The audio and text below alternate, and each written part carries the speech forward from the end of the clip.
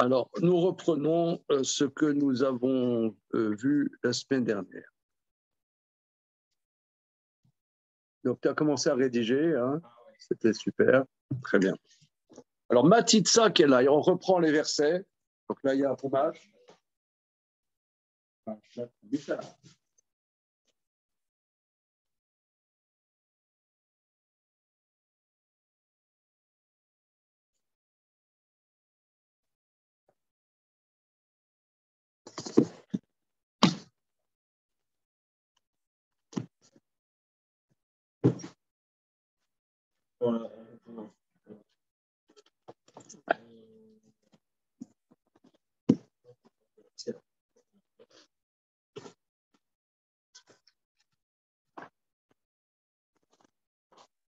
Hello. How do you do? Il arrive de Charlotte. Non, il arrive de Golden's Green.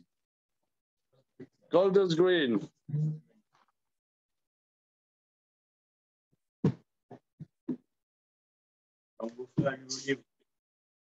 Il a lu. Il a beaucoup aimé. Et il veut vous Salut. Bonsoir. Salut. Ouais. Super. Ça va, Rémi? Ça baisse.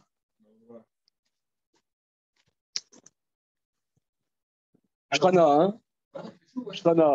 Shrana. Alors, à Nice, comment il fait? Il fait chaud, il fait frais, il y a la brise marine. Légèrement, mais il fait quand même chaud. Il commence à faire chaud là. Je crois qu'on va avoir une semaine. Alors, moi, j'ai parlé avec Macron. Ah, très bien. Je te propose comme Premier ministre Christian Estrosi. Oui, je crois qu'il m'a dit laisse-moi réfléchir.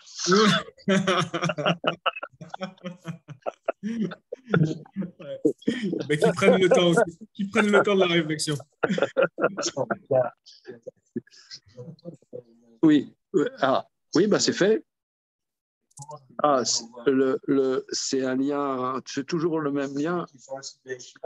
Une seconde, le lien Zoom sur le groupe Yeshiva des étudiants, voilà. Et que dire, l'étude elle est dédiée à Yonatan Ben Matatia. Ça doit être son grand-père peut-être, je ne sais pas. Yonatan Ben Matatia. Alors,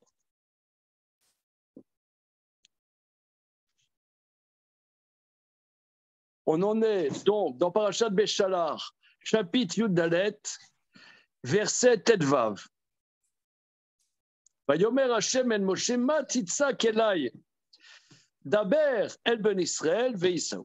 Hashem dit à Moshe, qu'est-ce que tu hurles pour moi, parle aux enfants d'Israël et qu'ils voyagent. Ve'ata arem et matra unote et yadra layam ufka eu ve'yavou ben Israël betor hayam bayabasha. Et toi, lève ton bâton, étends ton bras sur la mer et fends là, la mer, en hébreu, c'est masculin, hein, oufkaou, et fends-le. C'est bon, Rémi, tu as le verset? Et les enfants d'Israël, vayavohu, ils viendront, les enfants d'Israël, au sein, Jonathan Serrero, c'est bon. Vayavohu, venez Israël, betoraya, babasha, ils viendront, salut Jonathan, ils viendront, les enfants d'Israël, betorayam, à l'intérieur de la mer, sur la terre sèche. Voilà. Alors, on reprend le paragraphe du Maharal à la page Koufnoun, chapitre même. Matitzak Elai, qu'est-ce que tu hurles vers moi? À la Shon Mashma chez Shivlo, chez Lo Aya Lo Litzok. Du langage, ça ressort que Dieu lui a dit qu'il n'aurait pas dû hurler. Ve'er Lo Itzak Besarazot, comment n'hurlerait-il pas durant cette oppression? Les Mechilta, donc la Mechilta, donc le Maharal systématiquement cite la Mechilta de Rabbi Ishmael sur Shemot. Rabbi Yeshua Omer, Amar lahem, el lahem, ela lissa, ils n'ont qu'à avancer. Rabbi Eliezer Oimer, Rabbi Eliezer dit, Amarlo Akadosh Baruch Hu, Banai, Netunim Betsara Vata Marir Berachamim, mes enfants sont dans le malheur, et toi, tu es en train de demander pitié, c'est un conte, quand même. On aura tout vu. Les enfants sont dans le malheur, tu demandes pitié, c'est un conte, non, hein, franchement. Alors là, Biouzé, explication. Les dates Rabbi Yoshua. Alors, ça, je reprends, hein, c'est simplement, je ne sais pas si depuis lundi dernier, nous n'avons pensé qu'à ça. Moi, j'ai pensé à la Oui. D'accord, mais on n'a pas pensé qu'à ça. Alors, Biouzé. Les dates Rabbi Yoshua, Pirouche, Akatouv, chez Amar Akadosh Baruch Hu, Matitsa Kelai. Mais Achar Sheraïta, qui alla alichatam al yedei Akadosh Baruch Hu, she'ala nifnehem, be'amud anan ou be'amud esh. Im ken en lahem, ela lisa Achar Akadosh Baruch Hu imahem. Étant donné que tu as vu que leur allée était par le biais de Dieu, qui allait devant eux dans la colonne de nuée et la colonne de feu, donc ils n'ont qu'à avancer, car Dieu est avec eux. Voilà. Alors, ce qu'on a relevé la semaine dernière, c'est que ces passages sont des passages qui nous accompagnent au quotidien. Si nos maîtres ont tellement insisté dans la prière sur la Kriyat Yam Souf, qu'on répète tout le temps, eh bien, c'est pour nous faire infiltrer dans notre cœur que le destin du peuple d'Israël est de cette sorte-là, qu'il y a Kadosh Baruch Hu qui est avec un âne et avec une colonne de feu, et qu'on n'a qu'à avancer. Donc voilà, ça c'est Rabbi Yoshua. Rabbi Eliezer, Pirouche. Matitza kelai shamalo Akadosh Baruch Hu she'elecha le'arir betfila kivat she'Yisrael uti betzara. Il explique rien. Hein. Alors, souvent, le Maharal est, très conscient d'un endroit et sur la même thématique et prolixe ailleurs. Or, ailleurs, on a vu moult fois que la pérennité d'Israël, c'est Midat Hadin, ça s'impose, c'est dans l'ordre de la création. Donc, quelque part, il n'y a pas de souci à se faire. Même s'il y a le réchauffement climatique, même si les phoques sont en déshérence, et Poutine se gratte la tête, ouais, et dit à Lavrov de faire des blagues. Ah, il est bon celui-là. C'est toi qui lui a soufflé là. Il est bon Lavrov. Ah là, je crois qu'il faudrait l'inviter au prochain gala. Je suis assez étudiant. C'est un stand-up. Et voilà, un stand-up de Lavrov. On se marrerait bien. On est enregistré, je ne peux pas dire toutes les bêtises qui passent par la tête, mais en fait, ça me rassure presque de savoir. En plus, c'est taré. Au moins, je me dirais, bon, d'accord. Non, franchement, ça me. Antoine, ça ne te manque pas là de participer à nos échanges Si, beaucoup. au coin du ZAG? Ben oui, si. Pour aller? Je dis, c'est le médecin de famille de Pierre qui était juif. Oui, mais il était évidemment en Autriche, il y avait des juifs partout. Il a donné un souffle au vide pour que les juifs. Qu'est-ce qu'il peut faire? Et il quitte l'Allemagne. Pourquoi il a voulu quitter l'Allemagne? Non. Il a eu des autorités à souffle au vide pour quitter l'Allemagne et pas être, si tu veux. Ah, Hitler a sauvé son médecin. Ah ouais, c'est vrai? Le médecin en question qui était mort maintenant aux États-Unis. Bon, mon copain Adolphe.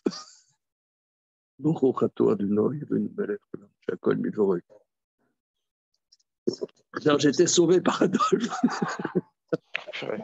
Trèfle de plaisanterie, on continue.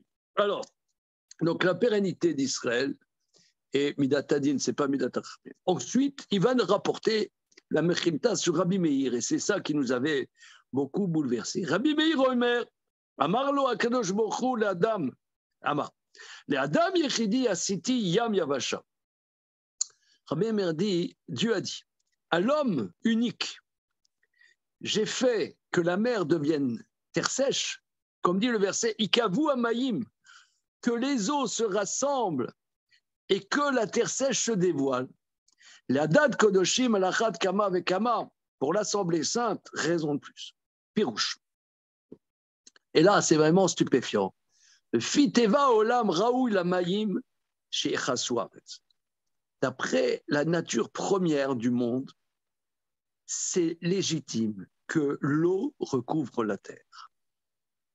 Kikol Yesodot Makifim Haaretz, car tous les éléments premiers entourent la terre. La terre qui est la terre, il y a Afar, il y a l'air, le feu et l'eau.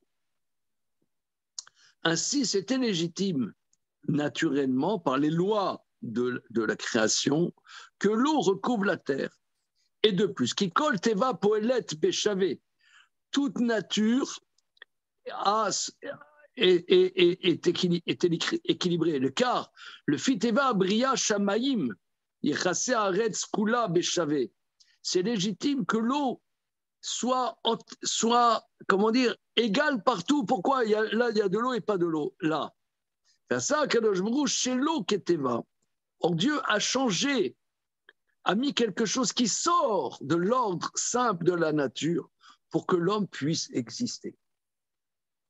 Donc ici, on a été vraiment stupéfait. C'est-à-dire que ce que les météorologues de tout poil nous disent dans, comment ça s'appelle, le rapport, là, le GIEC, ouais, le GIEC nous disent que dans 2 ans et demi, il n'y aura plus la Grande-Bretagne qui va être submergée par la flotte et que l'eau arrivera aux portes de Rueil-Malmaison. Alors, non. Regarde. Plutôt 2 ans et 4 mois. Voilà. Je comprends pas. Attention. Mais tout ça pour dire que c'est normal. Quelque part, l'équilibre de l'eau par rapport à la terre doit être submergée. Il faudrait qu'il n'y ait pas d'aspérité. Il faudrait que la terre normalement soit relativement plane. C'est-à-dire l'eau recouvre la terre. Voilà, ça c'est la normalité. Et il y a quelque chose qui sort de la normalité, des lois, qui fait que Dieu a mis une limite à la mer pour que l'homme qui n'est pas de l'ordre de la nature, alors c'est ça, ce qu'on a un peu travaillé la semaine dernière, c'est une problématique ici dans le Maharal qui est une problématique qui secoue ciel et terre, c'est la dimension de nature et culture. Que l'homme, quelque part,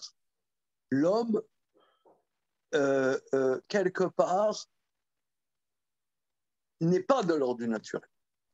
Et cette problématique, qui est une problématique depuis que l'homme est homme, il y a une bagarre là-dessus. Et on la vit, nous, aujourd'hui. C'est un grand chantier, encore aujourd'hui, le lien entre l'homme et la nature. Là, pour que l'homme puisse avoir une assise, eh bien, Dieu a dit, voilà, que la mer s'arrête et se rassemble et ne submerge pas. C'est-à-dire, c'est, comme on dit dans la prière, à quel jour refait chaque jour l'œuvre de Béréchit, eh bien, à chaque instant, c'est la parole de Dieu qui, de manière éloquente, fait que l'eau ne submerge pas les terres habitées. Shekemo, Shenase Ayam Yavasha Bishvil Adam, de la même manière que la mer est devenue sèche pour l'homme, Shimloken Yevsha Ladam Liam Nimsa, sinon l'homme ne pourrait pas exister. Car Israël, Sheyatsu Mimitzraim Nasu Leam Aliede Avarat Ayam. De la même manière, Israël, tout ça c'est révision, mais je le reprends pour la bonne bouche.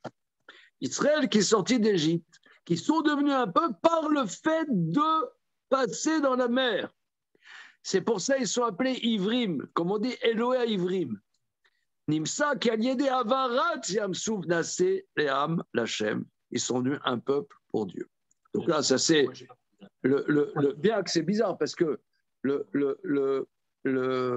quand on dit Avram à Ivri, quelque part, c'est celui qui traverse la mer. Que la mer se sépare pour qu'il existe. C'est-à-dire la mer qui est le flux des forces naturelles qui submergerait la nature. Pour que l'homme existe, il y a un arrêt de ce flot des forces naturelles qui est la mer se concentre pour que l'homme puisse exister. Et quel est le rapport entre Ivry et l'ouverture de la mer? Quel est le sens de Ivry là? Parce que Ivry, ça veut dire traverser. Ça veut dire traverser, d'accord. L'avor. L'avor. Vayavor alpana vayikra. Alors. Attendez, on a oublié les enchères. On y va. L'écart. C'est un tsimtsum de la mer, quoi. Comment? Il y a comme un tsimtsum de la mer pour que l'homme... Absolument. Il y a une limite. Okay. Absolument. C'est le même mouvement. Le quart. Si pour l'existence du premier homme, Dieu a fait que l'eau, la mer, est devenue terre sèche, raison de plus pour l'existence de la nation israélite. De plus. Qui le cas Naseayam Yavasha Bebriat Olam. De plus. C'est pour ça que la mer est devenue terre sèche dans la création du monde. Chez Adam Yeshlo Ma'ala Elokit. Car l'homme a une dimension divine. Mais Otam Ma'ala Elokit Nitru Amayim Shem Chomarim. Par ce niveau divin, sont repoussées les eaux qui sont matérielles. Que la matière est repoussée devant ce qui est divin. Le cas, c'est pas de la création du monde. Pour l'homme qui a une dimension divine, qu'Adam Yeshlo Inyan Eloki, car l'homme a une dimension divine, les eaux ont été repoussées, Nasu Yavasha. Zesod gadol shelo ayu yacholim lamod alehem ativiim ernase minayam yavasha bebriat olam. Ça c'est la phrase clé. Rabotai. Ça c'est une phrase terrible. Et là il y a de quoi méditer de manière infinie. C'est un grand secret que les scientifiques ativiim, ceux qui analysent les choses d'après la nature, n'arrivent pas à comprendre comment la mer est devenue sèche dans la création du monde. C'est-à-dire les géographes, les géologues, etc. Comment peut-il se faire que la mer ne submerge pas, d'après les lois de la nature, les plaines, les vallées et les trucs et comme ça? Là, il y a quelque chose qu'ils ne peuvent pas comprendre. D'après les lois de la nature, on ne peut pas comprendre. Et on voit ici, c'est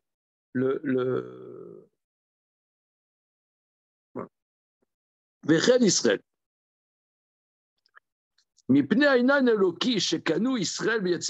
Israël, par le niveau divin qu'ils ont acquis par leur sortie d'Égypte, alors la mer est repoussée et devient terre sèche. Le cas Ramar, Eda Kedosha, Alachad Kama Vekama, l'Assemblée sainte, raison de plus. Pirouche, Israël Shem Kedoshim Nivdalim, séparés. Donc, c'est ce qu'on a dit, hein. C'est connu que Ayam Ra Veyanos, la mer a vu et a fui. Elle a vu quoi? Arono, les ossements de Yosef. Pourquoi Yosef? Parce que Yosef, qui était submergé par ses pulsions, il a réussi à les arrêter et ne pas aller avec la femme de Potiphar. Donc, justement, c'est cette dimension d'arrêt de la pulsionalité qui a fait que les eaux se sont arrêtées. Ça explique exactement ce que dit le Maharal. Donc, pour ne pas être submergé par le GIEC, il faut résister à ces pulsions. Donc, absolument. Ça ne sert à rien avec votre vélo. Voilà. Et le tri, mais je peux même plus mettre la bouteille d'huile de tournesol parce qu'il n'y a plus. Calme-toi, Manu. Calme-toi. Est-ce que c'est vous qui le répérez au moins 370? C'est un mec avec les javelins. Mais vous, je peux pas avec la bouteille de tournesol. Attends, une seconde. La bouteille d'huile de tournesol à l'Intermarché, le premier prix, 4,45 €. 4,45 €. La bouteille. À quel point de vue? Non, cache-route et culinaire. Non, moi je pense que la récupération des huiles de vidange. Je pense. Comme ça, c'est anti-gaspi. Ouais, c'est cancérigène, mais c'est pas grave. Comment? Non, mais. Pourquoi? Qu'est-ce qui t'arrive? Ton frère vend de l'huile. C'est quoi qui vend de l'huile? C'est son boulot? Son boulot, c'est faire des affaires.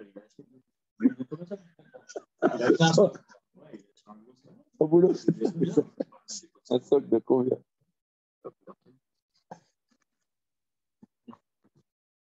Raison, c'est comme ça. Une question. La mer, on dit que la mer elle s'est ouverte parce que de la même manière que Yosef, il a mis une limite. Il a mis une limite à ses pulsions. Alors, pourquoi la mer se serait ouverte? Ben, voilà, c'est ça. C'est exactement ce qu'il dit. C'est qu'il y a un peuple kadosh, et ben, l'eau, quelque part, c'est la parabole de la matérialité. L'eau n'a pas de limite. Tu mets de l'eau, voilà, l'eau de badois. Ouais. Je vide l'eau de badois. Elle va prendre, elle va n'importe où. Elle n'a pas de limite, l'eau en tant que telle. Il faut la limiter. J'ai une bouteille là en plastoc, ouais, ça limite l'eau, mais l'eau elle-même n'a pas de limite. Elle a laissé le passage de Yosef.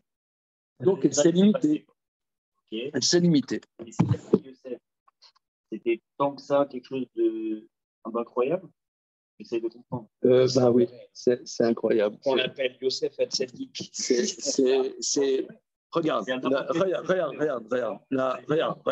Parlons simple. Lui, il avait tous les pouvoirs là chez M. Potiphar.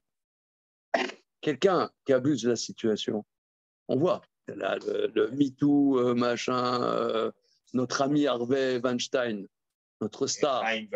Ouais, tout ça. C'est quelqu'un, il est dans une situation il est dans une situation de pouvoir, d'ascendant sur quelqu'un d'autre, etc. Il profite, c'est comme ça. C'est la nature. Sous cet angle-là, qu'il avait tous les pouvoirs dans cette question.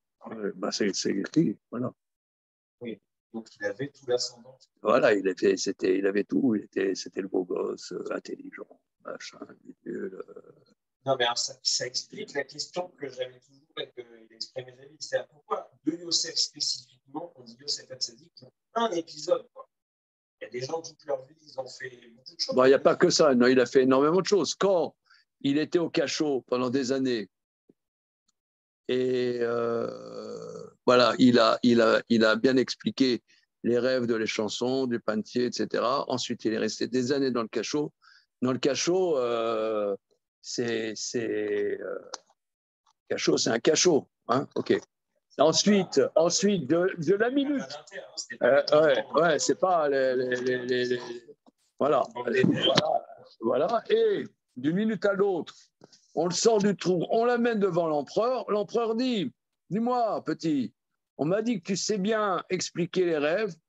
Il dit, non, moi, pas du tout. C'est l'Éternel qui explique les rêves. Il aurait pu se mettre en avant un peu. Non, c'est pas normal. Non, surtout là, le mec, on le sort, on l'amène devant Poutine.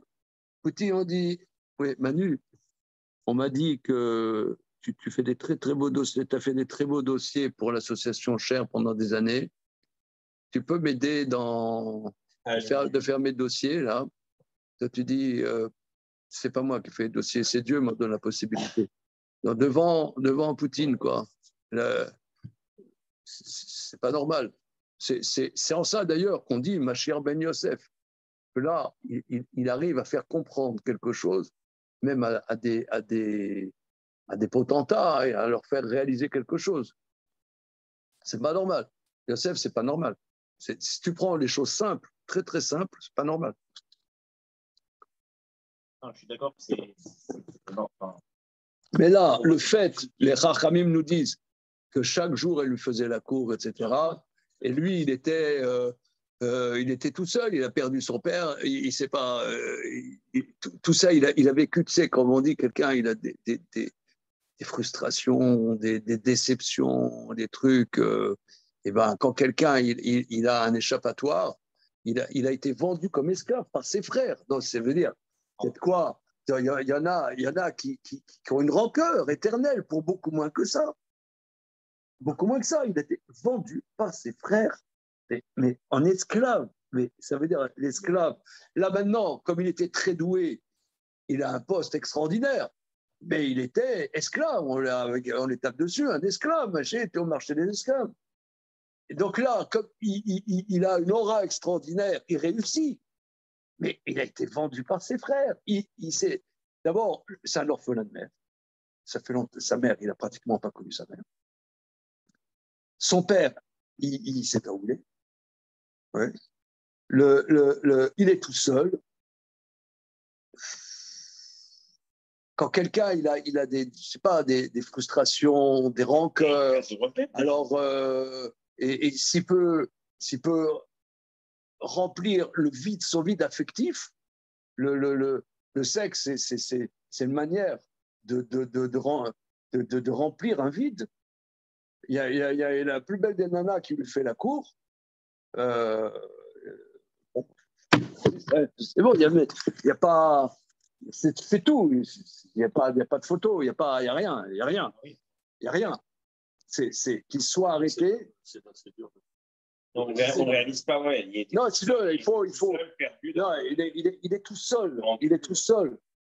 Il est tout seul. Même quelqu'un, quand il n'est pas tout seul, il faute.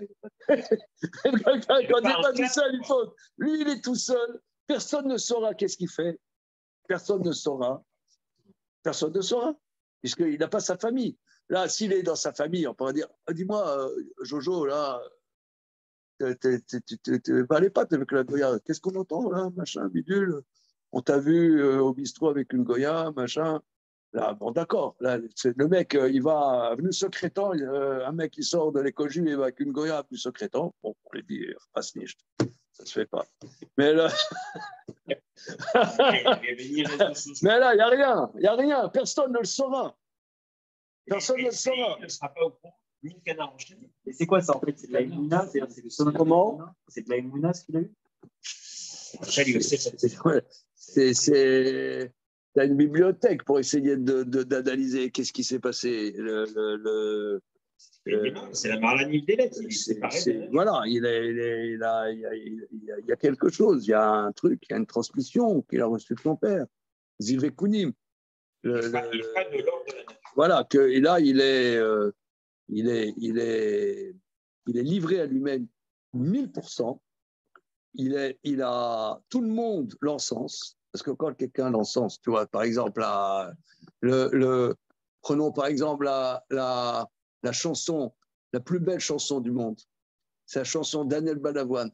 Je ne suis pas un héros. Voilà. Mais c'est que le mec, je ne suis pas un héros, mais les femmes se jettent à mon cou. Et je leur dis, non, je ne suis pas. Oui, tu es un héros. Tu es un héros. Les femmes se jettent à mon cou. Voilà.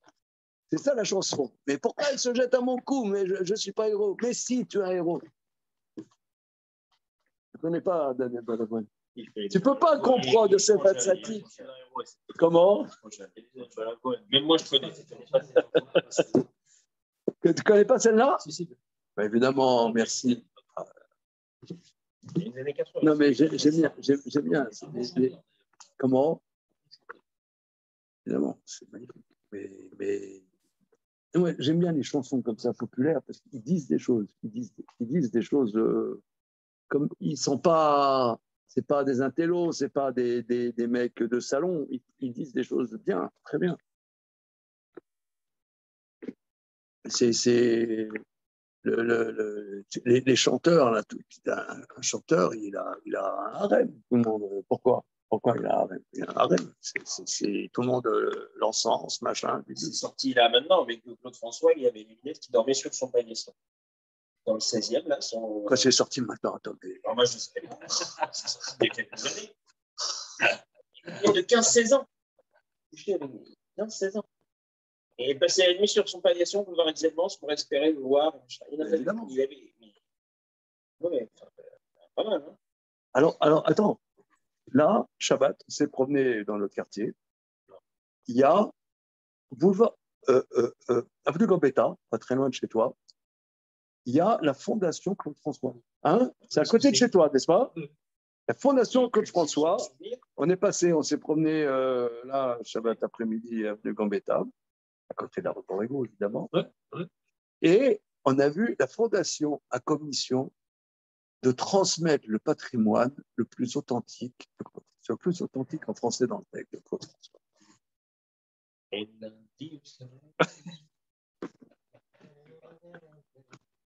Ah, on est des intellos. Attends, le Maharal, c'est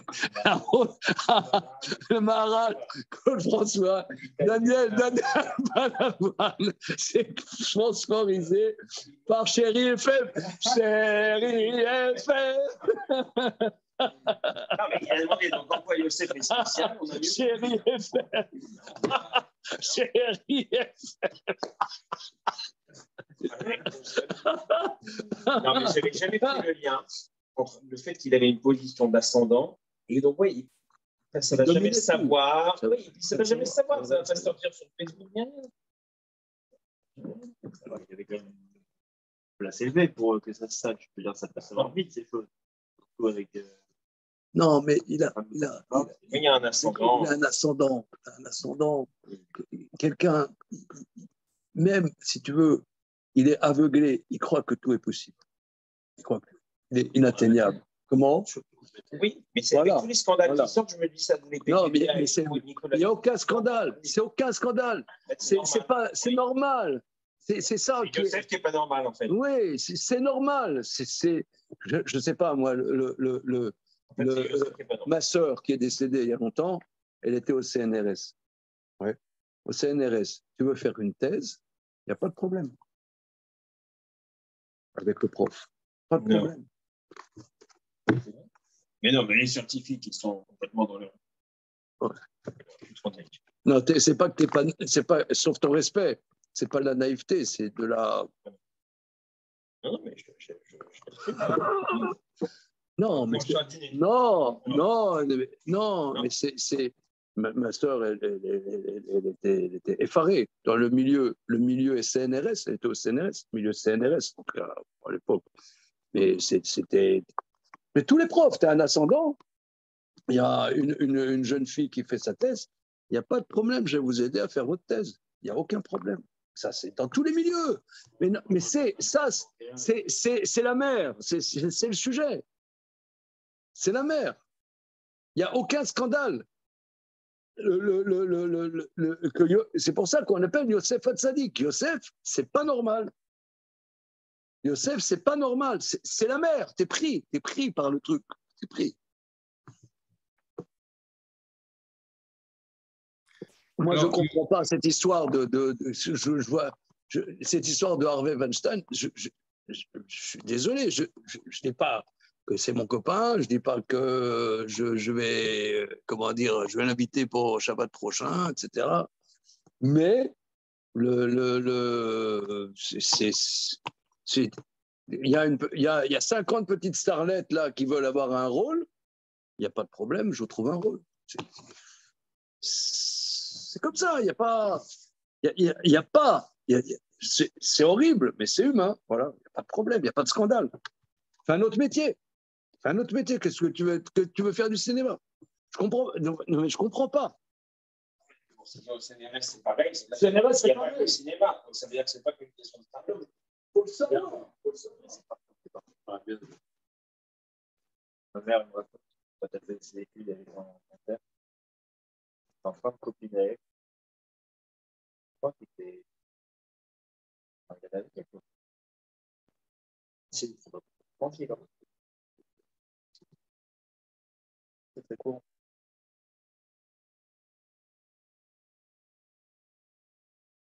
Les profs draguaient toutes les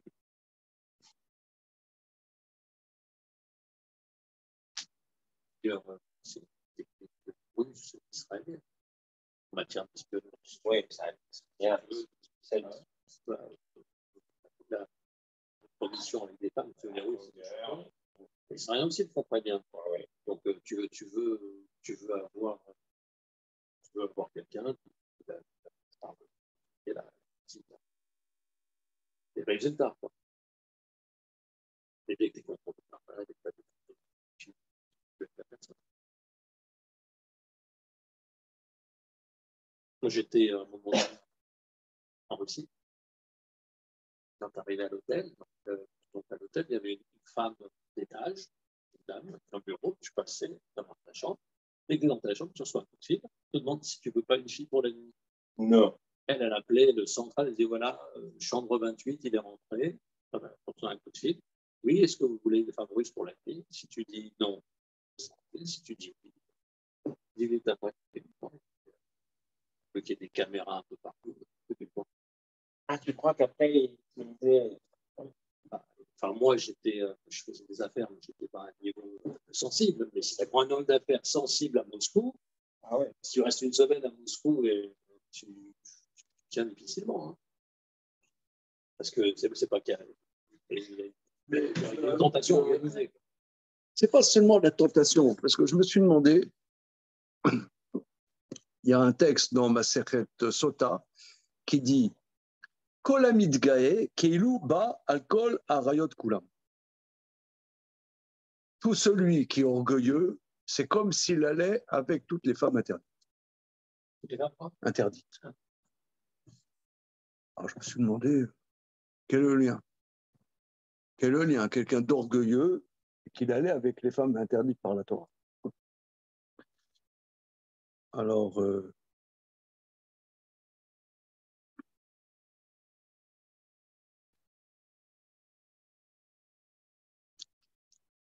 tu pourrais dire, il y a une fois, j'ai entendu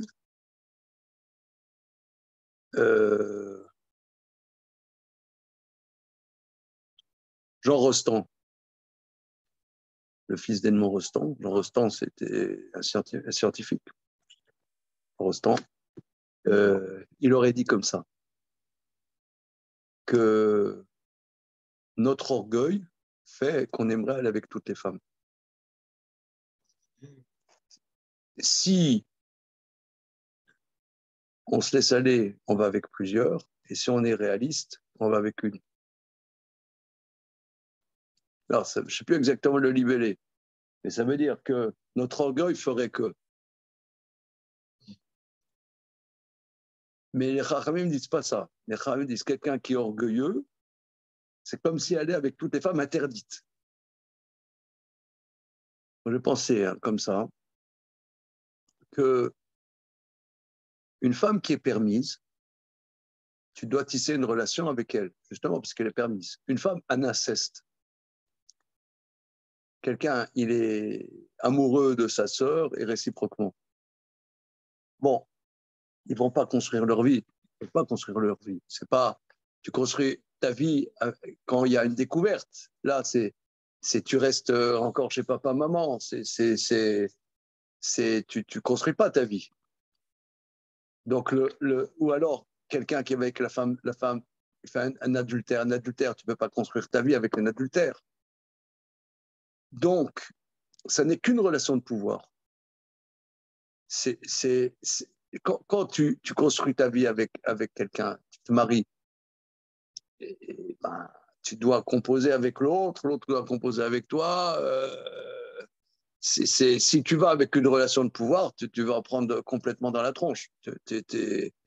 C'est deux pouvoirs qui s'opposent, ça ne dure pas longtemps. Si tu construis une relation, mais quelqu'un qui est orgueilleux, il ne construit pas une relation. Donc, c'est un pouvoir. Là, avec une femme interdite, ce n'est pas une pulsion, c'est un pouvoir. Ce que tu veux, c'est ça, c'est l'orgueil. L'orgueil, il n'y a que toi. Il n'y a que toi. Quelqu'un qui est dans une position, quelqu'un qui est dans une position de pouvoir, il se croit tout possible. Il perd la boule souvent. Parce qu'il croit qu'il est tout possible. Et c'était ça, Yosef. Yosef, il avait un ascendant, il dominait tout. Le Poutifar, il lui a dit, toi, tu es une star, ouais, je te donne tout pouvoir dans mon palais, c'est toi qui vas tout diriger, je n'ai pas le temps de faire ça, il dirige tout, voilà.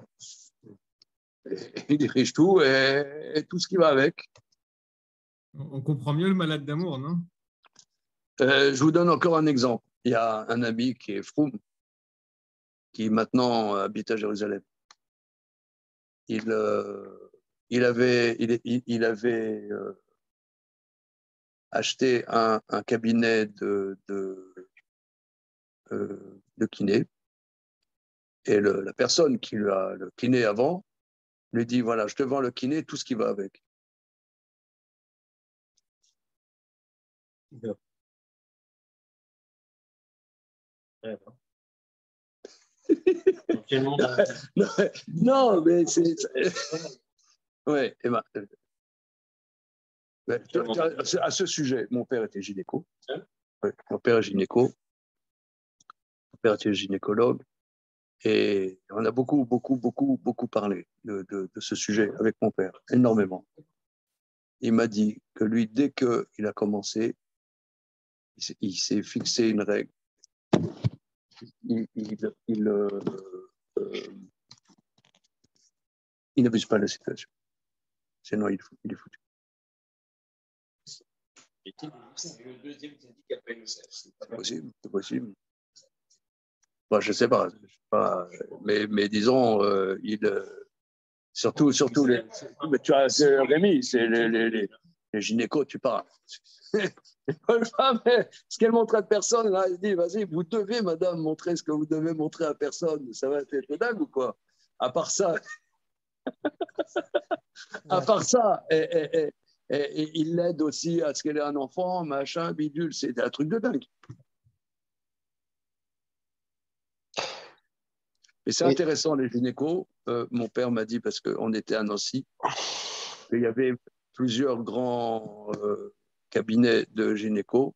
Mon père, il m'a dit, mon père, que le mec des impôts, il a dit, est-ce que vous savez, monsieur le docteur Zizek, que vous avez le plus gros cabinet de Nancy? Parce que, je ne sais pas, pour les déclarations, non, je savais pas. Mais il m'a dit, il y avait d'autres gros cabinets, mais les autres, ils étaient homosexuels. Intéressant, ça. Il y avait deux autres grands, dans la petite ville de province, deux autres grands gynécos. Il m'avait dit que les deux autres il y avait d'autres médecins, des gros cabinets, qui étaient homosexuels. Donc ça, c'est aussi un truc à méditer. Moi non plus, mais...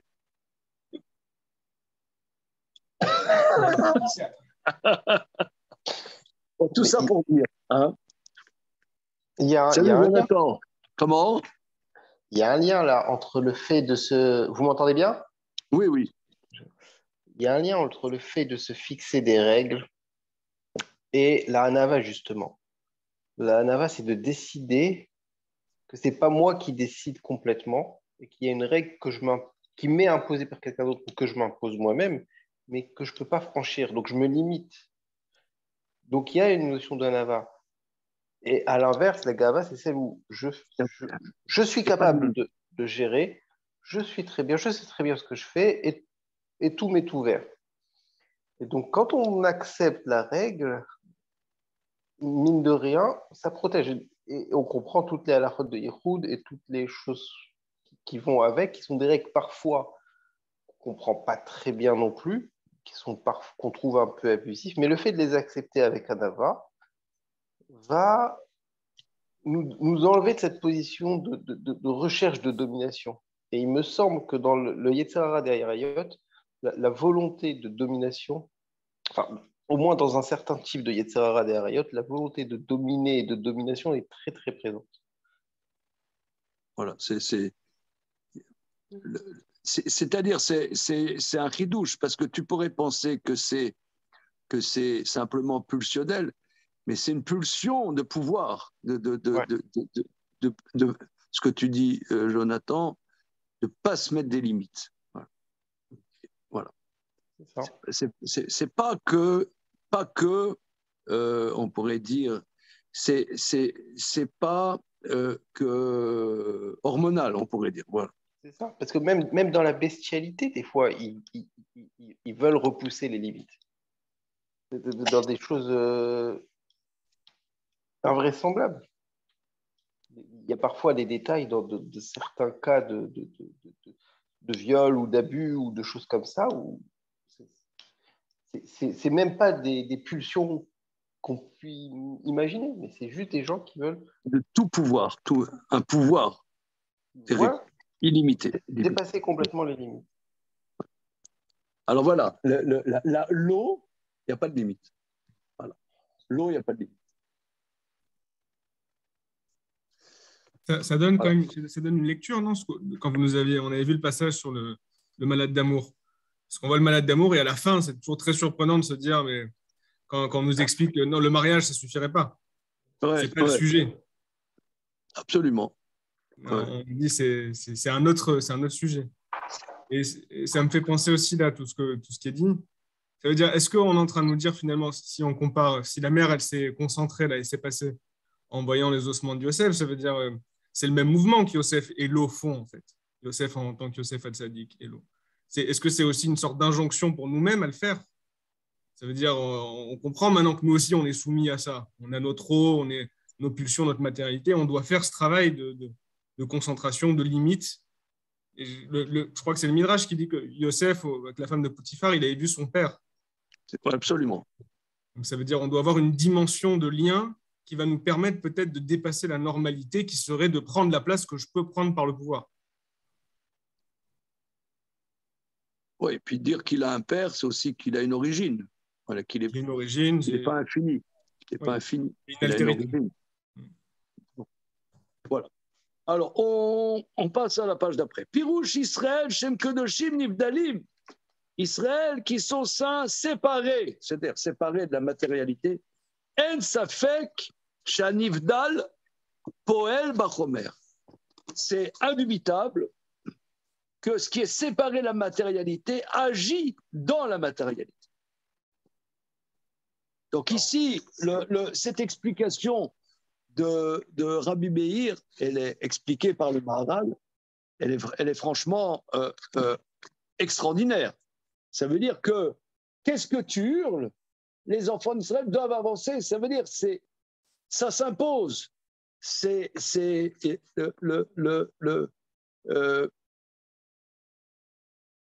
Le Ham Israël qui a acquis ces dimensions divines agit sur la matérialité. Et la matérialité doit se limiter, doit limiter la matérialité. La matérialité. Alors maintenant, c'est là où on en était. Od Sham. Tout ça, c'est la révision. Voilà, donc ça fait 3/4 d'heure qu'on est en révision. Od Sham.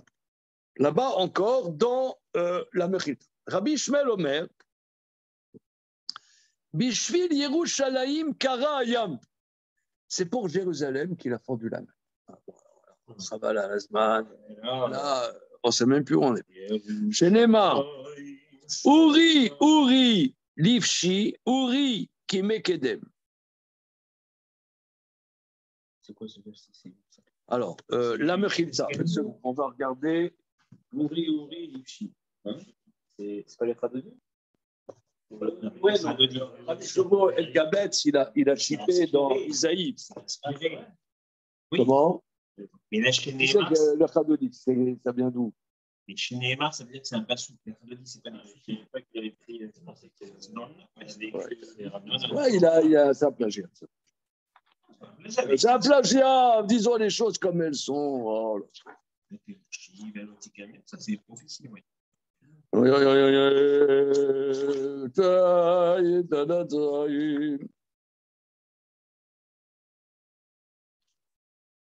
Alors.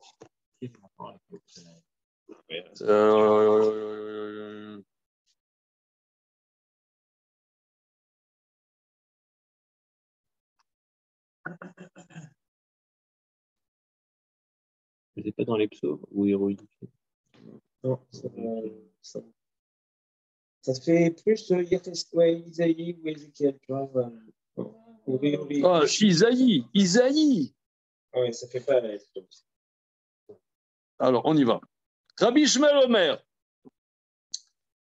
Matitza Kelai, qu'est-ce que tu hurles pour moi? Bisrut Yerushalayim ani ekra lahem et ayam. C'est pour le mérite de Jérusalem que j'ai fait fendre pour eux la mer. Chez Neymar, Uri, Livshi, Uzer, Tzion. Livshi Bigde Tifarter Yerushalayim Ira Kodesh, Kilo Yosif Yavo Bar Od Arel Vetame, Isaïe. Veomer, Uri, Livshi Oz, the roi Hashem, Uri Kimekedem, Dorot Olamim. Allo, At-I Amachat Sevet, Ra'av, Mecholelet, Tanin, Allo, At-I Amachevet Yam, Me Teom Rabba. Oh là là, ouais, c'est des versets dans Isaïe. Isaïe, incompréhensible. Il n'y a que les jésuites qui aiment ça. Pourquoi est-ce qu'on parle de Yerushalayim en premier dans la Torah? Dans la Torah, même pas. Nulle part dans la Torah. On en parle dans Josué. Ouais. Bon, alors, il y en a qui disent que Gayavo Yaakov Shalem, c'est Yerushalayim. Oui, évidemment. Rachid dit ça. Voilà. Bah, évidemment. Ouais, oui, le Haramoria, etc. C'est Haramoria, mais le terme Jérusalem, c'est très, très, très, très, très tardif. Voilà.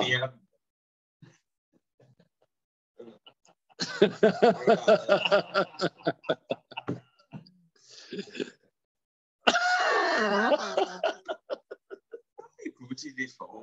On va commencer. Ici, c'est un mélange de philosophie transcendantale, de comptoir de zinc, de Chéri FM, Chéri FM, Heidegger.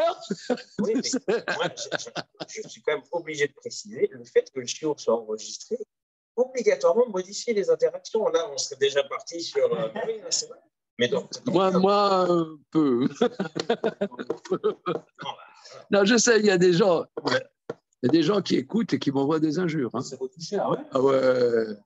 Oui. On y va. Rabbi Shmuel Omer. Bishvi Yerushalayim Karayam Shenema. Uri, réveille-toi. Habille-toi de puissance. Uri Kimekel. Pirouche. Shakol Modim Shekrat Yatsu Loirak Bishvil Shamala Eloki Taita Poelet Baya. Tout le monde est d'accord que la traversée de la mer Jaune n'était que à cause du niveau divin qui agit dans la mer. D'accord? C'est-à-dire que la mer est quelque part la parabole de la matérialité première qui n'a pas de limite, comme ça a été dit, on vient de le dire, sous différentes manières. Or, le niveau divin, ici, agit dans la mer. Shiesh, la yam teva chomer bilva. La mer, c'est la nature de la matérialité.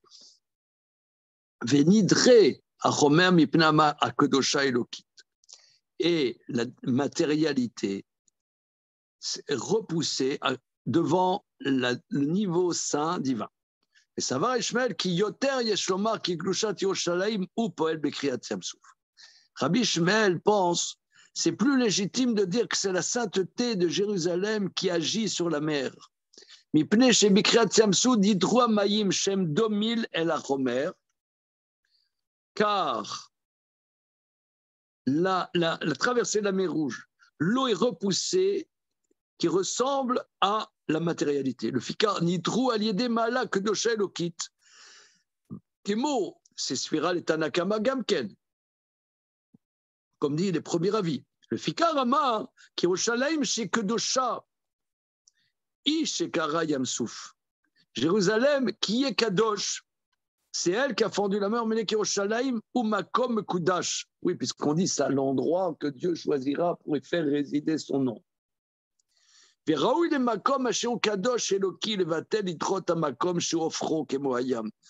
la mer, c'est le contraire de Jérusalem. Shumakom baolam. qu'Israël royim el Yerushalayim amakom shukadosh eloki. Israël, à qui revient Jérusalem, qui est l'endroit qui est kadosh divin. Donc, royim Israël laviam el Yerushalayim makom akodesh. Donc, c'est-à-dire, c'est dimension de lieu. C'est voilà, le car kasher igiu le yam nidre nikra lifnem amakom shu efer el makom akadosh. C'est pourquoi quand ils arrivent à la mer, qui est le contraire du lieu kadosh, donc c'est légitime que ça soit fendu devant l'endroit où ils vont arriver, qui est l'endroit kadosh, qui est au Shalim kadosh vayam ou chomarim. La mer, c'est la matière, le contraire de la sainteté, va venzer. Comprends ça. Merci de dire comprends ça. Alors là, regardez la complexité des paroles de Nobel. Tu vois ça, pour Jérusalem, Dieu a fendu la mer pour le mérite de Jérusalem. Là, tu es en panade. Tu vois ça, on peut rester... Alors, lui, il explique que Yerushalayim est le lieu kadosh. Il y a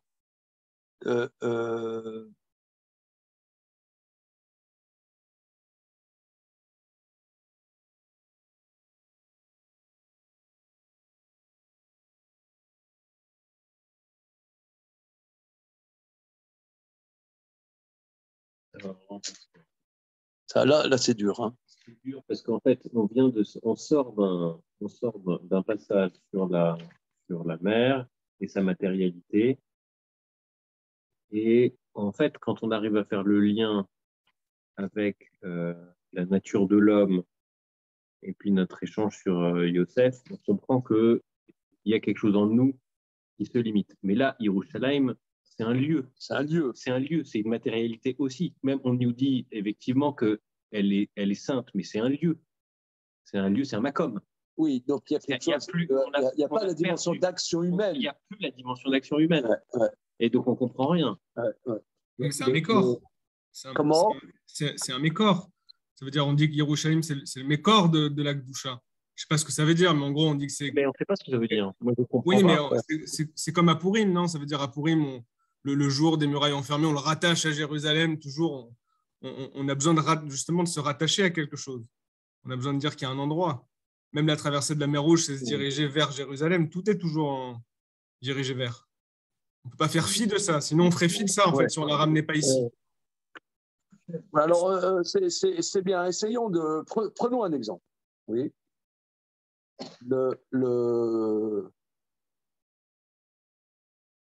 L'Agmara, si je n'abuse, Kouftet, Amoudben, Amassad, Kotubot, ou... Ouais. Je peux me passer Kotubot, ça te dérange.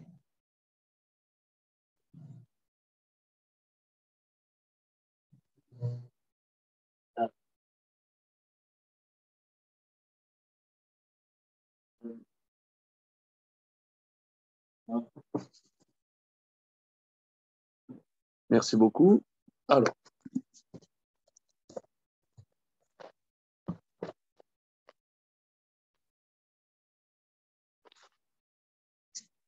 Kufio d'Amoudbet. Kufio d'Amoudbet, la Gemara célèbre sur y a-t-il une mitzvah d'habiter en Eretz Israël ou non, hein? Sincèrement, c'est ça? Ça, c'est Kufio d'Aleph. Mais la Mishnah nous dit que dans un couple, si le mari veut aller habiter en Eretz Israël et que sa femme ne veut pas, ou le contraire, alors c'est un divorce pour faute. Voilà. C'est la dernière Mishnah du traité Ketubot. Alors, bon, ok, bien. Alors, pourquoi? Parce que le mari ou la femme, s'ils veulent habiter en Eretz Israël, celui qui veut habiter en Eretz Israël a gain de cause. Moi, j'explique pourquoi c'est la dernière Mishnah du traité Ketubot. Parce que dans un couple, si ils n'arrivent pas à se mettre d'accord sur le projet de vie, voilà, c'est exactement ça. C'est le projet de vie, c'est mal barré. C'est la base. Voilà. Ils peuvent ne pas être d'accord, mais en faire un conflit, c'est ingérable. Ils peuvent ne pas être d'accord, mais arriver à trouver un modus vivendi entre eux. S'ils n'arrivent pas à trouver un modus vivendi, qu'ils vont au tribunal, ça pète. C'est la dernière Mishnah à traiter tout. Alors, Tosfot rapporte Rabbeinu Chaim qui dit qu'il n'y a plus ça de nos jours d'habitants en Eretz Israël parce que les mitzvot relatives à la terre sont tellement exigeantes que c'est pas sûr que les gens ils arriveront à les respecter. Donc, ça s'applique. Donc, on voit que habiter en Eretz Israël, c'est les mitzvot à tout une barre. Voilà, c'est le mitzvot à tout une baretz. C'est inventé par les décideurs, ce Tosfot? Évidemment. À la fin du désir des désirs, bon, je sais qu'il y a toute une partie. J'en parle de ça. Mais ce Tosfot, oui, évidemment. Donc je fais ça. En fait, l'histoire de l'esclave. Ouais, d'accord. Ok. Alors maintenant, tu m'avais offert le livre de Rabbi de Satmar, bah, évidemment, là, il en parle. Hein. Alors maintenant, mais que la halakha soit comme lui ou non, peu importe. Le fond est vrai. En Eretz Israël, c'est pas simplement que tu mets tes orteils comme ça et que tu te bronzes et que tu manges un falafel. T'es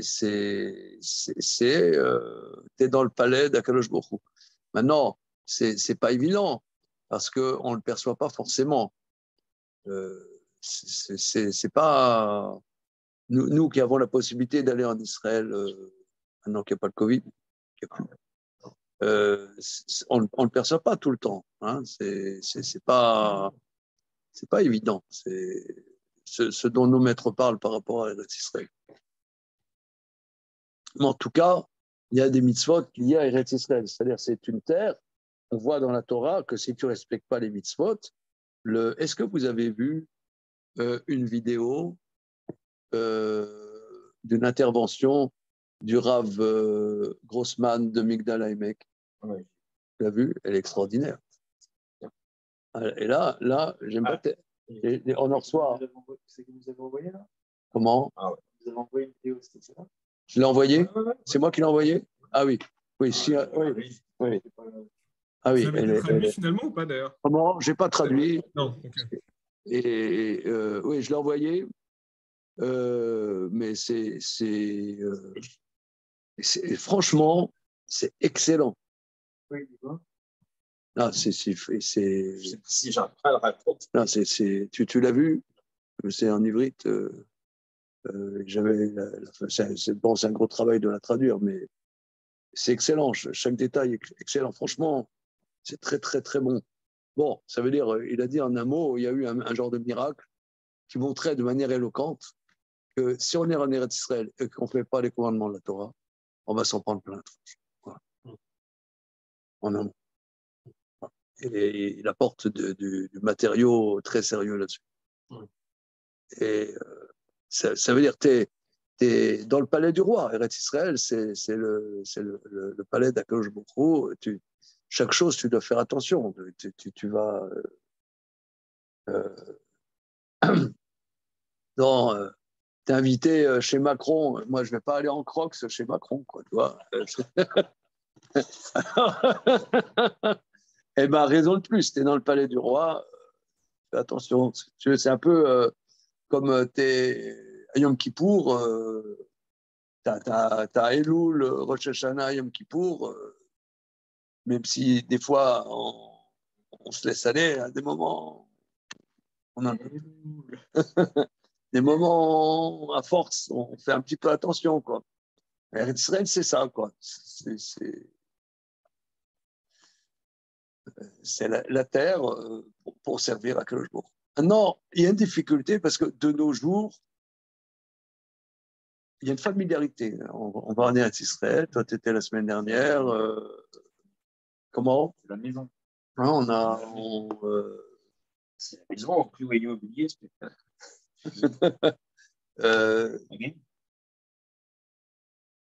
ce qui est en Israël aujourd'hui de sentir la Kévita. Ouais. C'est une réalité. Ouais. Bon, mais surtout avec la réalité, c'est exactement ce que c'est-à-dire, c'est surtout avec le tournant réalité, le soleil, la fête. Non, il n'est pas que la réalité. Ils ont pris, si, l'américanisation, je pense. Il y a une occidentalisation et même les tics, par exemple, avant le lieu saint en Israël, c'était le Kotel, maintenant c'est Ikea. Non, Ikea, tu as Rishon LeZion, tu as Natania, machin, c'est de la folie, c'est the place to be, quoi. C'est surtout qu'à Ikea, ils sont hyper intelligents. La cafette, elle est glatte cachère. Elle n'est pas seulement cachère. Elle est cachère que les plus religieux peuvent prendre. C'est Hercher Rubin, si je ne m'abuse. C'est le meilleur rabbinat. Avec que des hommes. Quoi? Ils ont fait un catalogue avec que des hommes. Ah oui? Un catalogue où les gens qui viennent pour acheter la cuisine, ils sont que des hommes. Ils m'ont raconté, mes enfants. Ils m'ont raconté, ils sont allés à Natania, à Ikea, je ne sais plus à quel moment, quel de mes gosses. Et il y avait un chassid qui, dans un lit, s'était endormi. Tu sais, les lits, tu sais, pour le.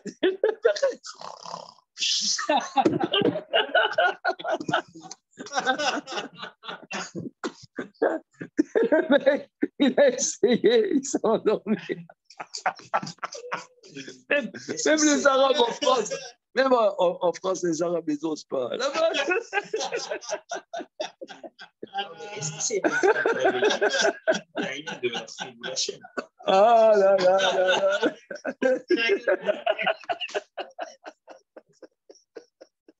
Non, c'est vrai, il y a plus d'une minute de réveiller. Non, mais on a du mal. Mais moi, je le vois, pour Hachem, j'ai plein d'enfants qui habitent là-bas. Mais est-ce qu'ils ont conscience qu'ils habitent en Eretz Israël? Moi, je ne crois pas. En tout cas, c'est facile. C'est spécial. Bon, c'est sûr qu'il y a une densité de vie de Torah. Quand tu es dans un milieu de Torah, il y a une densité qui est dingue, invraisemblable. Sûrement, ça participe de la sainteté de la terre. Même quand tu vas, par exemple, toi, Rehov Rashbam ou Peter Raphaël Kanevski, tu vas là-bas, tu vois, il y a la rue, il y a les trottoirs, et tu as du sable aussi. C'est l'Orient aussi. C'est pas Cracovie. C'est Rehov Rashbam. Oh, c'est une petite rue, Abnebra, une petite rue Abnebra. Rav Gedali habitait dans la même maison, ils habitaient dans la même maison.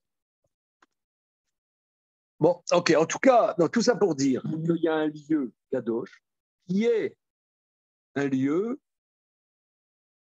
ou Jérusalem, particulièrement Jérusalem, comme on dit dans les murs de Shabbat, Atar de Beyerdun Ruchin Venafshin, c'est le lieu où s'unit le souffle et l'âme, hein, Ruchin Venafshin, le souffle et l'âme, il y a un lieu particulier,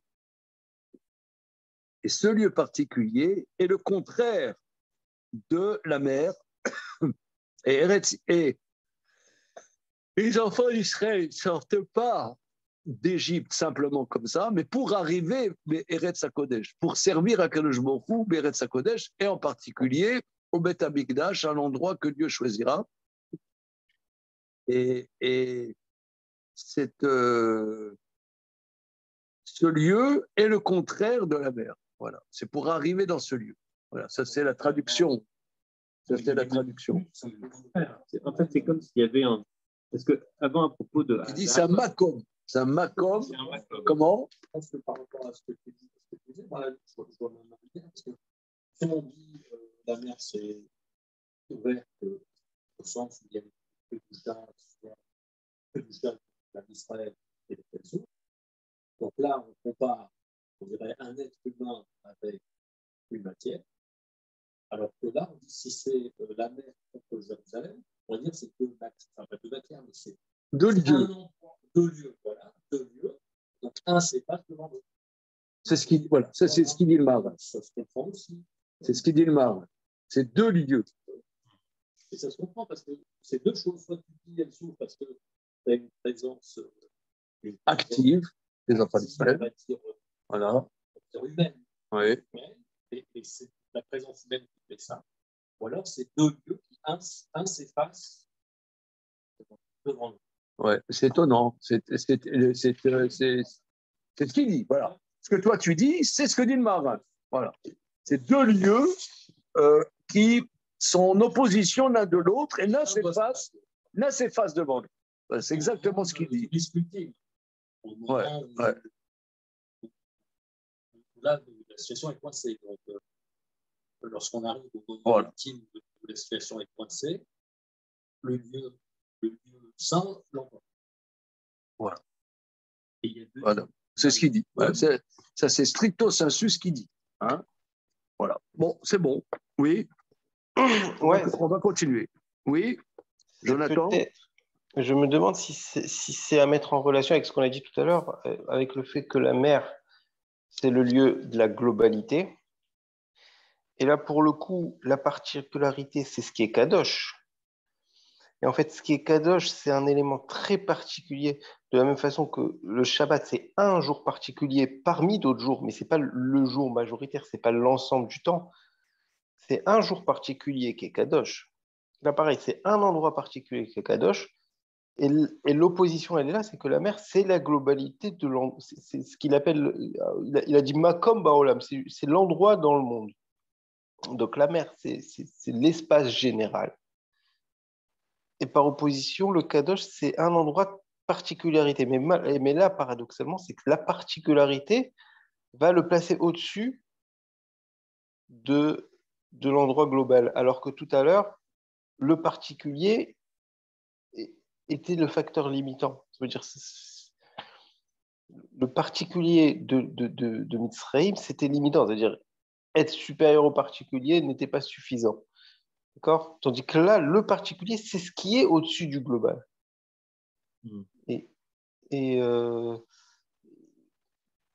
Oui, parce que quelque part, toutes les mers sont en contact l'une avec l'autre.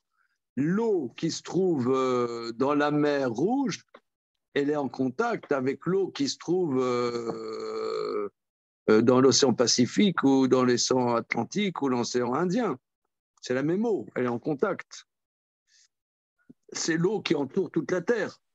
Donc il y a une globalité, quelque chose indéfini, et il y a quelque chose de très très défini qui est Jérusalem. Très très défini, et ce qui est Kadosh. Ce qui est défini, c'est Kadosh.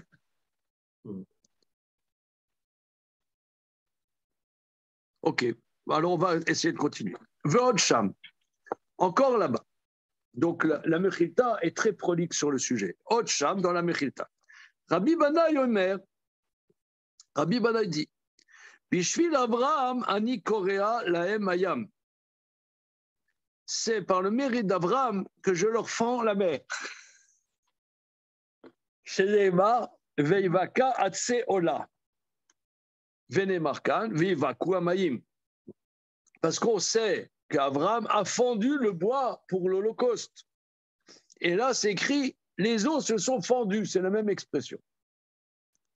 Pirouche, Kemo Shamarnu. Alors, ce qu'on voit tout le temps, hein, depuis qu'on étudie le Kvorot Hashem, il dit tout le temps que les éléments centraux ont plusieurs facettes. Comme on avait vu longuement au début du livre, sur le Brit Ben Abtarim, il y avait plein d'explications, parce que c'est un moment fondateur ne peut pas avoir qu'une seule explication. Il a plusieurs facettes. Brit Ben Abtarim, c'est quand Dieu a dit que ta descendance va être exilée 400 ans. Il a fait une alliance avec Dieu en pendant des années. Voilà. Et que là, il y avait énormément d'explications qui allaient dans tous les sens. Et là-bas, le Maharal disait quelque chose de très, très important, parce qu'on est un peu surpris. On te donne une explication. Après, une autre explication. On dit, mettez-vous d'accord, les mecs, ça va. Ouais. Non, mais là, ils en rajoutent.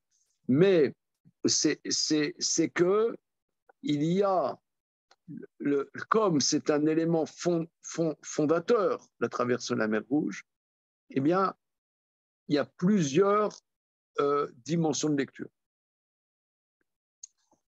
Bien. Pirouche, Kemo Shamarnu, qui aya Kratsiam Souvaliédé Davar Nivdal chez Poel Bachomer. Car comme on a dit plus haut, la traversée de la mer Rouge est par quelque chose de séparé la matérialité qui agit dans la matière. מפני כי היה לאברהם אבינו התגברות שהיה גובר שכלו על הטבע שלא נדחה טיבו מפני שכלו.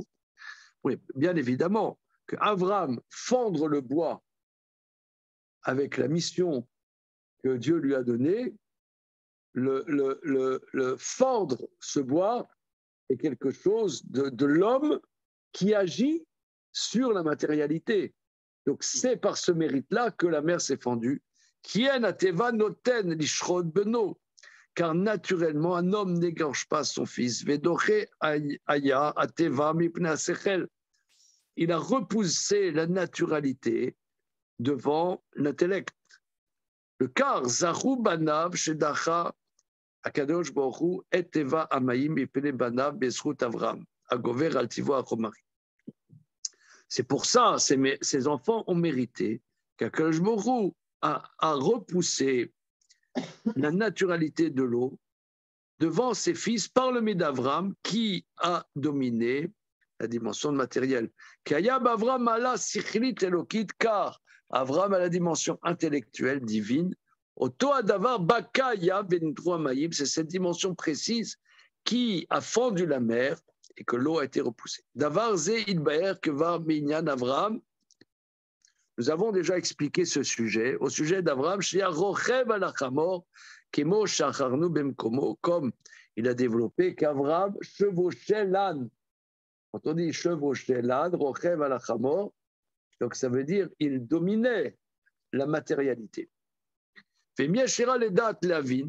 Si tu as du discernement pour comprendre, bon, c'est pas pour nous, mais on y va, ouais, Teda, sache, Kima Shebaka Abraham Atse Ola, parce qu'Avram a fendu le bois de Ola, ou Batsmo Inyanze, c'est ce sujet même, car Chomarim Nikrevim, et la Shemid Barar, Shu Nivdal, Minachomer, Veraou, Sheyu Nikrevim, et la Vidbarar, Chomarim.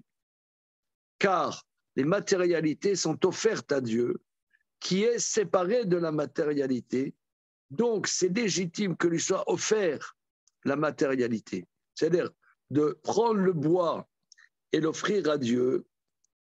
Ça, c'est parce que Dieu est séparé de la matière. Qui colle inyan à korban ou leodia qui idbonen metziut Hashem idbarar en etzel medrekato metziut leshum nimsa. כי הוא יתברר נבדל מכל חומר בעולם, ואם כן במעלתו מציאותו אין דבר חומרי נמצא. Le car Ayoum, alors il est parti le mec. Non, ça, non, parce que regardez, là, comment dire, là c'est vraiment, jusque-là, on a fait la révision de la semaine dernière, et moi je me suis dit, bon, Abraham, ils font le bois d'Ola, bon, ça y est, c'est un remake de ce qu'on a dit sur Yosef Hatzadik, d'accord, hein?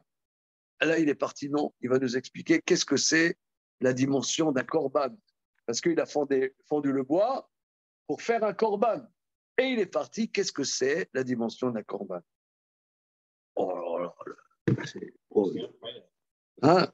Il aurait pu s'arrêter. On est parti de la matérialité de la mer qui s'efface devant les œuvres, par Dieu, on va y aller. Là, c'est le lien de la matérialité avec Dieu. Avec. Voilà. C'est finalement, c'est préparer un korban ola. C'est quoi un korban ola? Un korban ola, il y a le temple et on offre comme Abraham qui va offrir son fils entièrement combustionné, non, ça. Combustion? Non. En combustion. Cramé.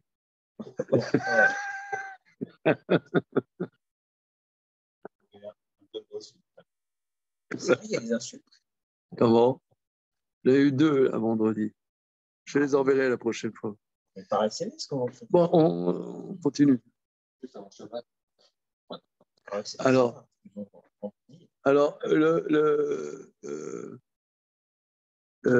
tout ça pour dire que, oui, qu'est-ce que c'est, pourquoi on offre un korban? C'était quoi Abraham qui se prépare à offrir un holocauste? Alors, il dit, mais regardez, je tiens à souligner, parce que, disons, moi je suis flemmard de nature, et lui, le marin, il n'est pas flemmard, ça veut dire, tu vois, on a compris, il a fondu du bois, donc c'est l'homme qui domine ses pulsions, bon, c'est un remake, quoi. Pas du tout, il dit, non, c'est autre chose. Non, c'est autre chose, c'est la notion du korban. C'est le mérite du korban ola. Mais c'est quoi le korban ola? Je sais pas, moi je m'en fous d'ailleurs, mais il va expliquer. Il dit, Kinyan a korban. Où? C'est quoi le sujet du korban? Léodia qui be'idbonen metziut Hashem idbarar. Si tu médites sur l'existence de Dieu, en etzel madrigato metziut leshum nimtsa, il n'y a par rapport à son niveau aucune existence d'un être existant. Kiou idbarar nivdal mikol chomer baolam, car Dieu est séparé de toute matérialité possible.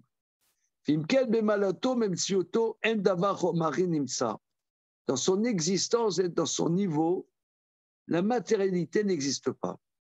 Le cas Rayumakrivim et là va korbanot. C'est pour ça qu'il lui offrait des korbanot. Pourquoi? Les da'at, kadvarim achomarim elahem metziut etzem asher idbarar, pour exprimer que les choses matérielles n'existent pas par rapport à Dieu, chez Univdal Minachomer qui séparait la matérialité. Et tout se rapproche de Dieu qui est séparé de toute matérialité. Avram ou Amshamesh Lazé, chez Shlo Gamken Madriga Elokit. Et c'est Avram qui est l'instrument de ça, car il a aussi ce niveau divin. Car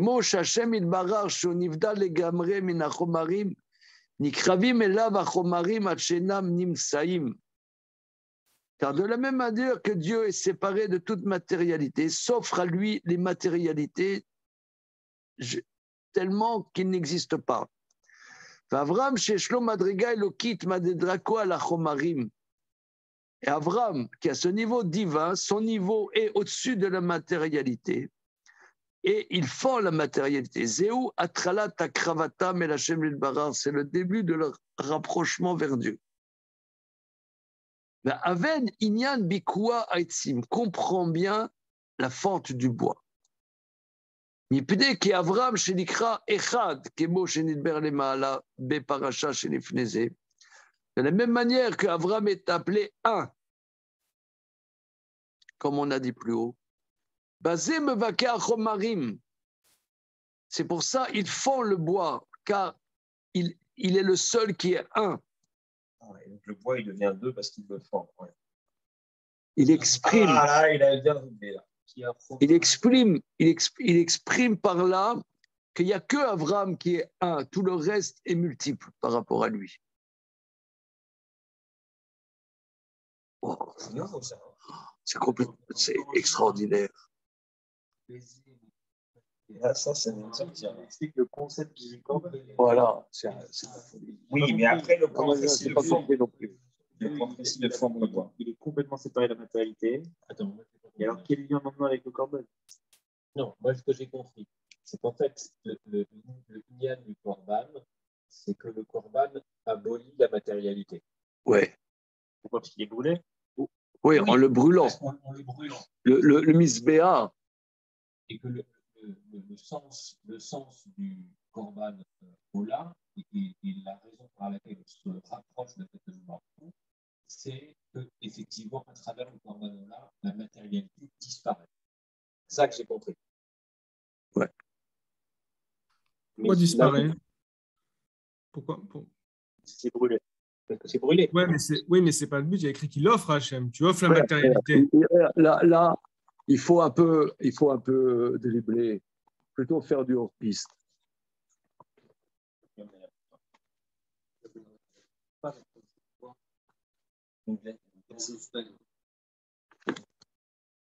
Ouais, c'est un peu vegan ton truc. Ouais, mais je pensais pas qu'il allait développer comme ça. J'ai hésité à porter un truc un peu plus fort. Là. Non.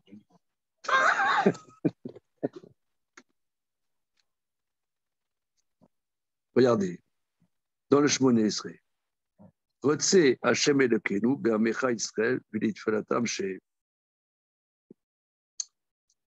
Agrée Hashem, notre Dieu, dans ton peuple Israël, écoute leurs prières, ve'achev avoda lidvir betecha, ramène le service au dvir betecha, c'est-à-dire le dvir, c'est au temple de ta maison, ve'chez Israël utfilata mera be'avat et kabel baratzo. Et les feux d'Israël et leurs prières, rapidement, avec amour, reçoit avec volonté. Que soit, selon ta volonté, toujours le service d'Israël ton peuple. Alors, l'Agmara,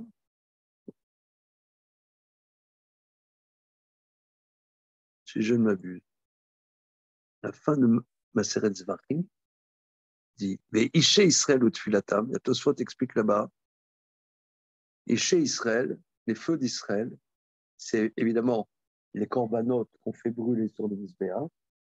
Mais maintenant, ça va plaire à Emmanuel Vanish ici présent, que maintenant qu'on n'a pas le temple, ce sont les Juifs qui sont brûlés sur les bûchers ou les trucs comme ça qui soient agréés. Alors, non, ce qui est ça, c'est que en plus, c'est l'époque des croisades, les Juifs allaient sur le bûcher. C'est vraiment dans le sujet, là. Ouais. Alors, c'est interdit au moins de 18 ans. Alors, je sais pas si non, mais alors, attends, d'accord, ok, mais d'accord, mais bon, il y a aussi les fonds crématoires, que sais-je.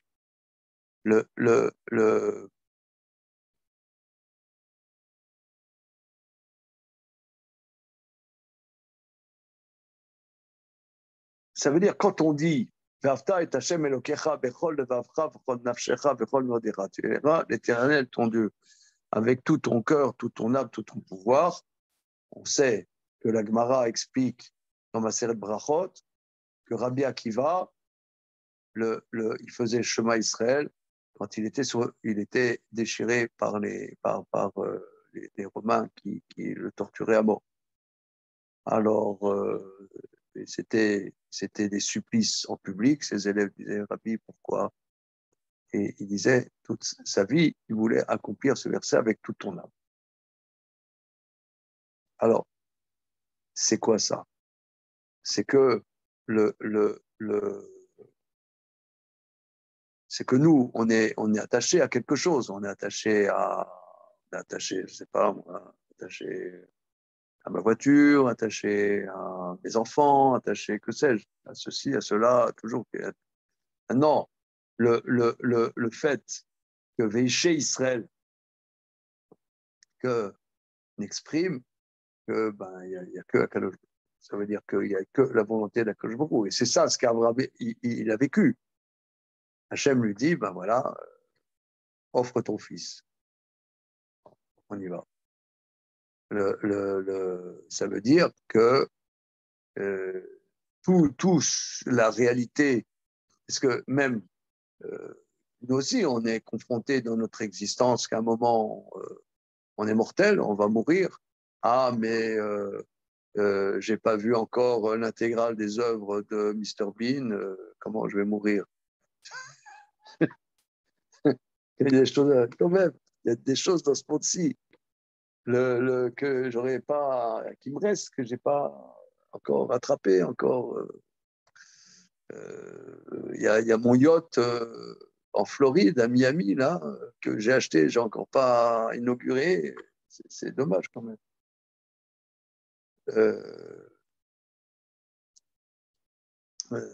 Alors, dit que, oui, donc le fait, lui dit le Maharal, un korban que tu brûles sur l'autel, ben, t'exprime qu'il n'y a qu'une seule réalité, c'est Akadosh Baruch Hu. Moi, j'ai jamais réalisé un truc pareil. Jamais réfléchi à ça même. Pourquoi on brûle un hola?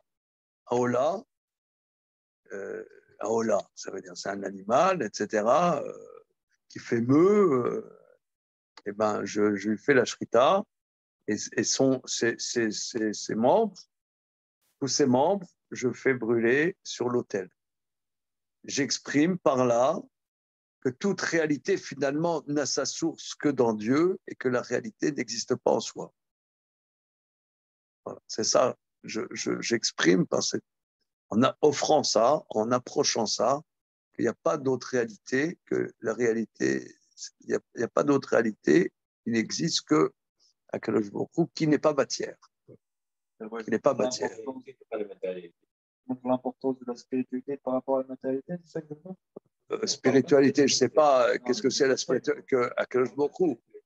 Et Avram, quelque part, il dit Avram, lui,